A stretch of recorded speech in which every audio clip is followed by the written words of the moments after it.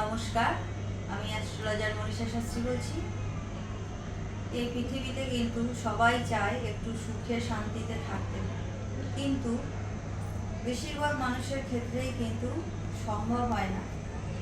অনেক মানুষই আছে নানান ধরনের সমস্যায় প্রতিনিয়ত ভুগছে, কিন্তু এক একজনের সমস্যা কিন্তু এক এক রকম।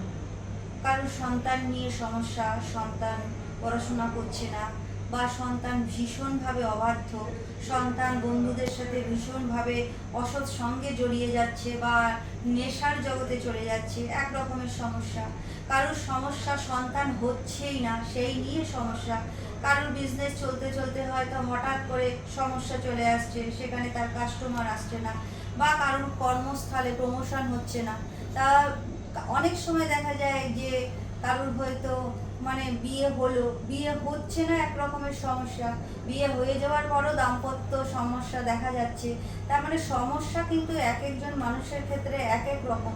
আমাদের রাশি চক্রটা যদি আমরা বিচার করি, তাহলে কিন্তু আমরা যদি দেখি জন্মকালীন যদি আমাদের লগ্ন, চতুর্থ আর নবম ভাব এদের অধিপতিরা দুর্বল অবস্থায় থাকে জন্মকালীন রাশিচক্রে, তাহলে কিন্তু ছোট থেকে কিছু না কিছু কারণে কিন্তু সমস্যা আসবে। এবার কোন ক্ষেত্র থেকে আসবে, বর্তমান সময় কি ধরনের সমস্যা, আর জন্মকালীন সমস্যা কিন্তু এক ধরনের হবে না। কারণ বর্তমান সময় যে দশা, অন্তর্দশা, প্রত্যন্তর্দশা চলছে, সেই হিসাবে কিন্তু আমাদের সমস্যাগুলোকে ফেস করতে হয়। রাশিচক্রে যখন দেখা যায় গোচরে লগ্ন বা রাশির ওপরে শনি, সপ্তমে শনি আসে, তখন কিন্তু নানান দিক থেকে দুর্ভোগ চলে আসে। ধরুন কারোর সিংহ রাশিতে শনি আছে, তা বর্তমান সময় এখন কুম্ভ রাশিতে শনি আছে, তার শনি সপ্তমে শনি।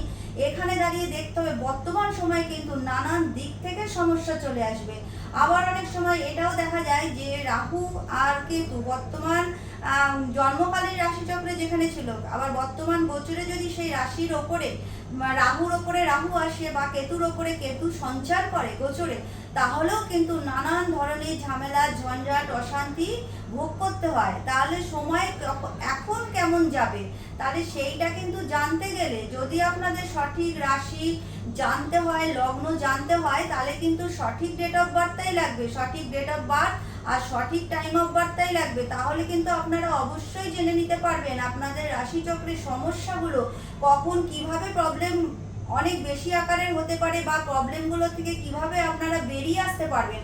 অনেক সময় দেখা যায় যখন জন্মকালীন মঙ্গল যে ঘরেই বসে থাকুক না কেন, গোচরে যদি মঙ্গলের সপ্তমে বা অষ্টমে রাহু মঙ্গল সঞ্চার করে, তাহলে কিন্তু নিজের ভুল ডিসিশনের জন্য বিভিন্ন দিক থেকে ক্ষয়ক্ষতি হয়ে যায়।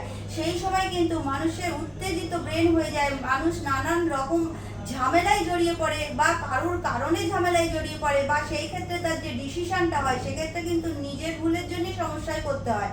তাহলে আবার দেখা যাচ্ছে কি শনির ওপরে যখন শনি আসবে, এবার কোন ঘরে বসে আছে সেটা তো দেখতে হবে।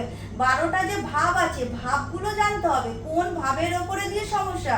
যদি লগ্ন কানেক্ট করে তাহলে শরীর নিয়ে আসবে, যদি দশম কানেক্ট করে তাহলে যে কোনো কারণেই কর্ম চলে যাওয়া, বা কর্মের কর্মে যেখানে প্রমোশন পাওয়ার কথা সেখানে ডিমোশন হয়ে যাবে। তাহলে ঘর কোনটা, যদি চতুর্থে থাকে হঠাৎ করে যারা পড়াশোনা করছে পড়াশোনার ছেদ চলে আসবে, হঠাৎ করেই কোনো ঝামেলায় জড়িয়ে পড়বে। ষষ্ঠে থাকলে বিভিন্ন ধরনের হঠাৎ করেই রোগটা অ্যাটাক করবে। তাহলে ঘর কোন ঘরে বসে আছে সেটা দেখতে হবে, সেই ভাব অনুযায়ী কিন্তু ফল দেবে।